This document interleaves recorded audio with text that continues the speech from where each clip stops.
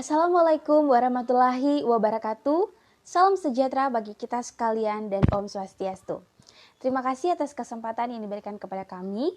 Kami dari kelompok 6 akan menampilkan video terkait kerjasama dan kemitraan di negara-negara kawasan Asia di bidang sosial, ekonomi, politik, kesehatan, pendidikan, dan lingkungan.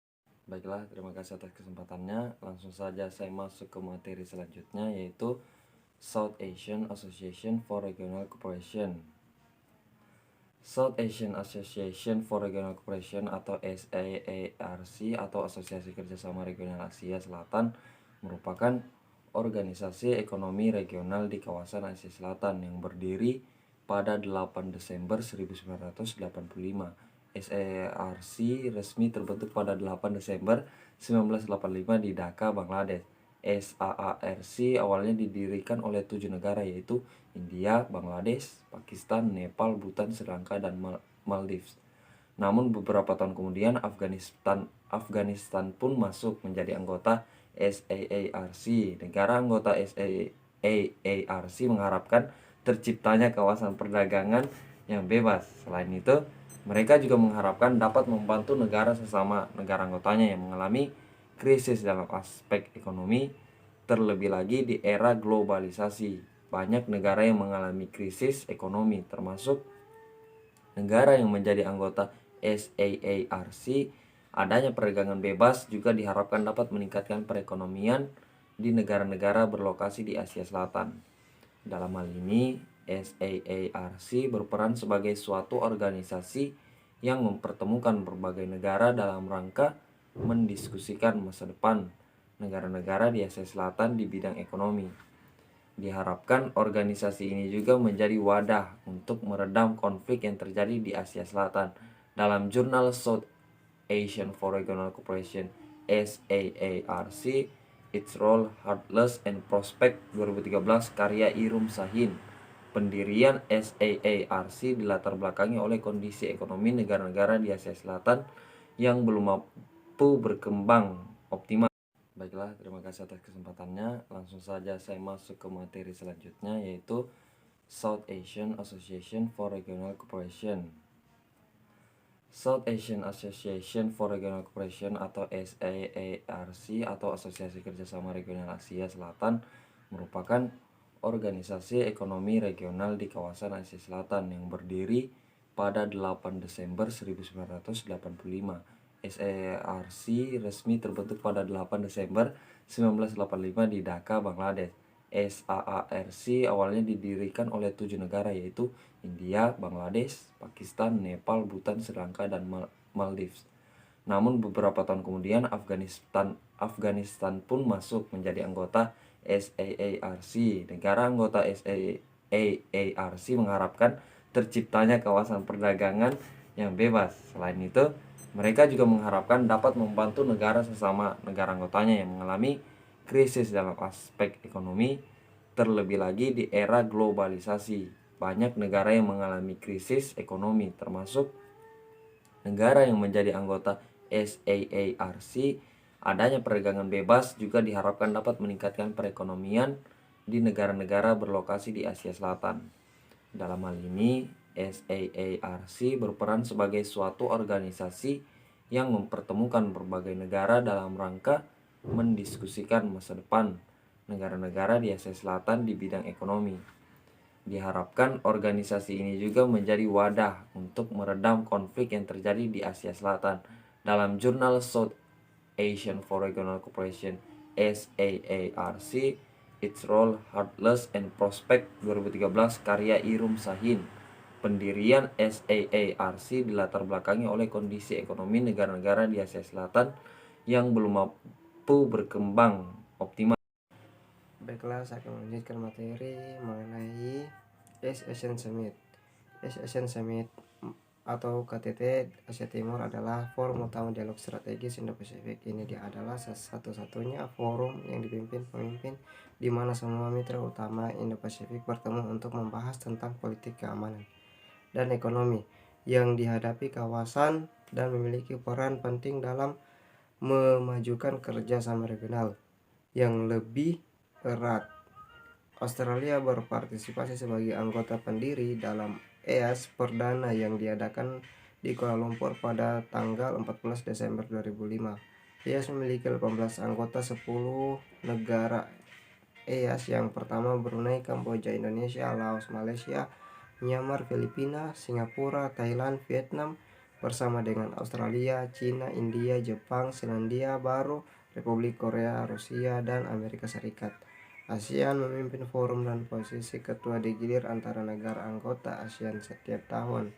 Pada tahun 2021, anggota EAS mewakili 53,1% dari populasi dunia dan menyumbang 59,5% dari PDB global senilai sekitar 57,2 triliun pada tahun 2020 sampai 2021. Perdagangan dua arah Australia dengan negara-negara EAS bernilai 601,4 miliar US dollar, 72,6% dari total perdagangan dua arah Australia. EAS ke-16 diselenggarakan pada tanggal 27 Oktober 2021 dipimpin oleh Brunei Darussalam melalui video conference karena pandemi COVID-19. Para pemimpin EAS membahas mengenai isu regional utama termasuk akses yang aman, terjangkau dan adil ke vaksin COVID-19, keamanan kesehatan, Laut Cina Selatan, situasi di Myanmar dan Hong Kong, Semenanjung Korea, perubahan iklim, keamanan siber, dan melawan ekstremis kekerasan. Para pemimpin EAS mengadopsi 3 pernyataan pada tahun 2021: pemulihan berkelanjutan, pertumbuhan ekonomi melalui pemilihan pariwisata, dan kerjasama kesehatan mental disponsori bersama oleh Australia. Australia menjadi tuan rumah bersama lokarnya EAS tentang kesehatan mental dengan Brunei Darussalam pada 22 sampai 23 November untuk mengimplementasikan tujuan dari pernyataan pemimpin tentang kesehatan mental.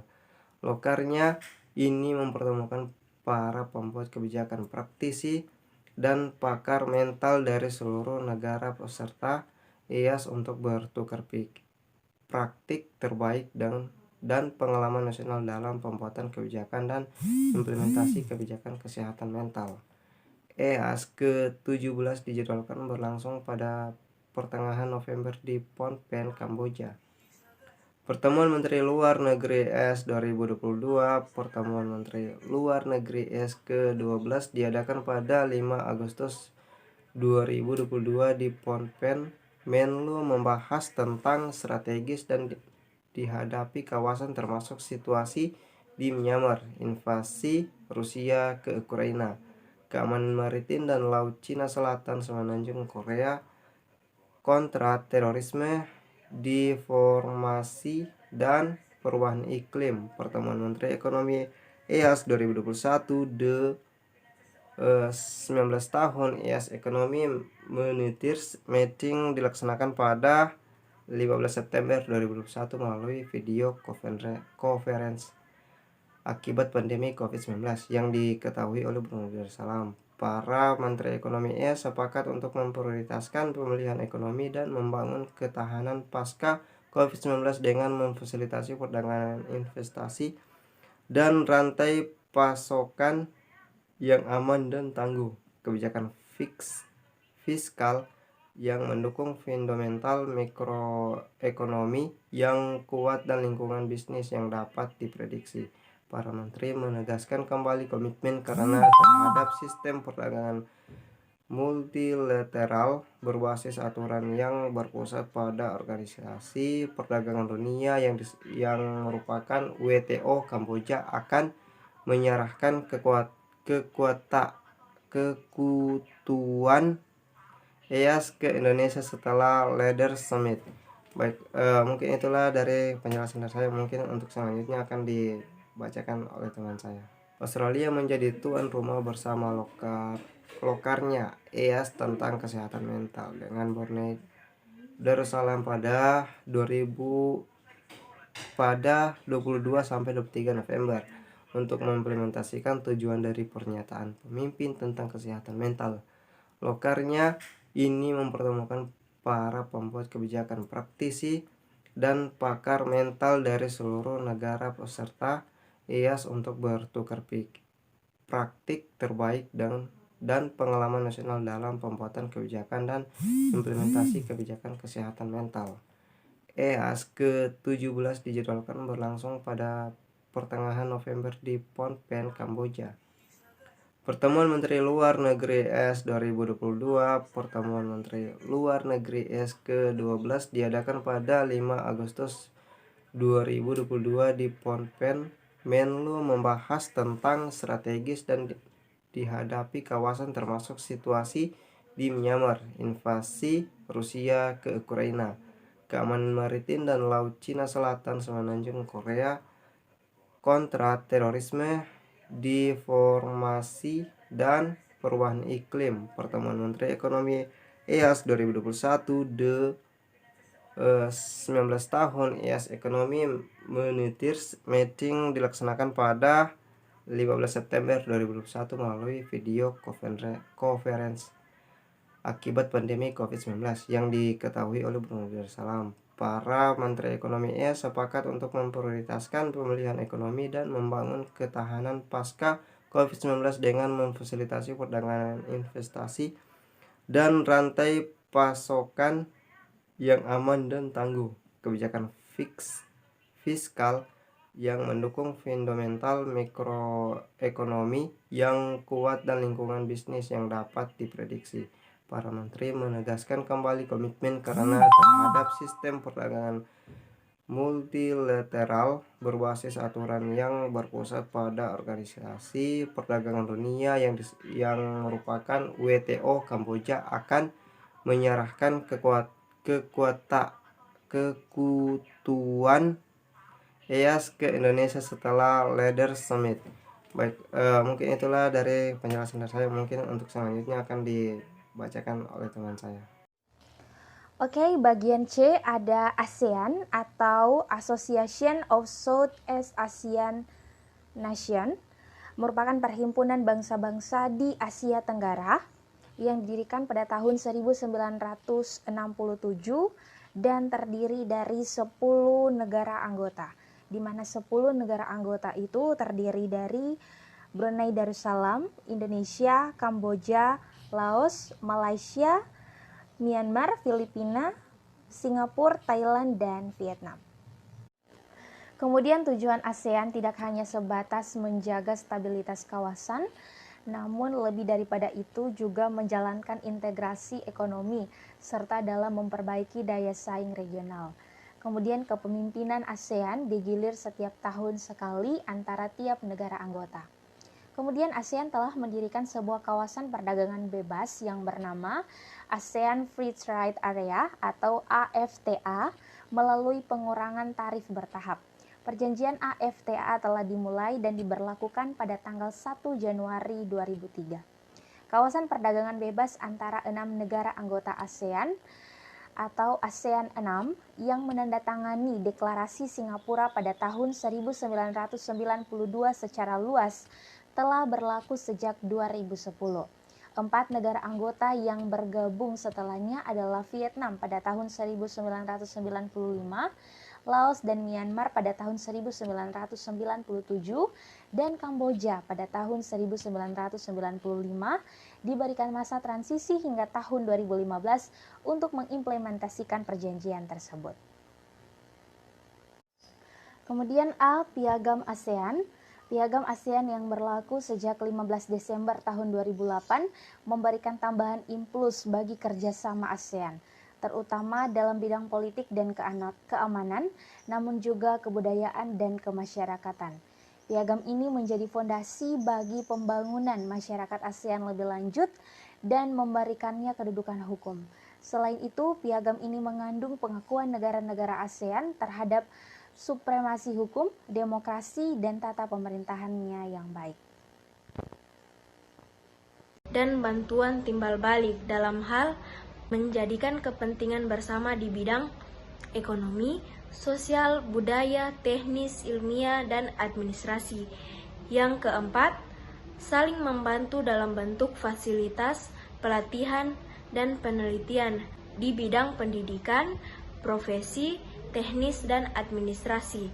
Yang kelima, berkolaborasi secara lebih efektif untuk mendorong pertumbuhan lebih lanjut di sektor pertanian dan industri dan perdagangan. Yang keenam, mempromosikan studi Asia Tenggara. Dan yang terakhir, memelihara kerjasama yang erat dan bermanfaat dengan organisasi internasional dan regional untuk kerjasama yang lebih erat di antara mereka sendiri. Sekian materi yang dapat saya sampaikan. Gulf Cooperation Council atau Dewan Kerjasama Teluk. Asia Barat yang dikenal dengan Timur Tengah adalah kawasan yang berada di barat daya benua Asia. Negara di kawasan ini adalah Armenia, Arab Saudi, Azerbaijan, Bahrain, Georgia, Irak, Iran, Kuwait, Lebanon, Oman, Palestina, Qatar, Siprus, Suriah, Turki, Uni Emirat Arab, Yaman, dan Yordania. Salah satu bentuk kerjasama di kawasan ini adalah Gulf Cooperation Council atau Dewan Kerjasama Teluk. Kerjasama ini beranggotakan negara Arab Saudi, Kuwait, Uni Emirat Arab, Qatar, Bahrain, dan Oman. Aliansi kerjasama ini berbentuk di Riyadh dengan tujuan utama yaitu di bidang politik dan ekonomi. Asia Pacific Economic Cooperation atau biasa disingkat APAC adalah forum ekonomi regional yang didirikan pada tahun 1989. Pembentukan Asia Pacific Economic Cooperation adalah bagian dari proliferasi blok ekonomi regional di akhir abad ke-20, seperti Eropa Union dan North America Free Trade Agreement atau NAFTA. Tujuan dari Asia Pacific Economic Cooperation yang utama adalah untuk mendorong pertumbuhan ekonomi dan meningkatkan kemakmuran di kawasan Asia Pasifik. Tujuan Asia Pacific Economic Cooperation ini dilakukan dengan mendorong dan memfasilitasi perdagangan investasi yang lebih bebas dan terbuka di 10 kawasan, serta meningkatkan kerjasama dalam pengembangan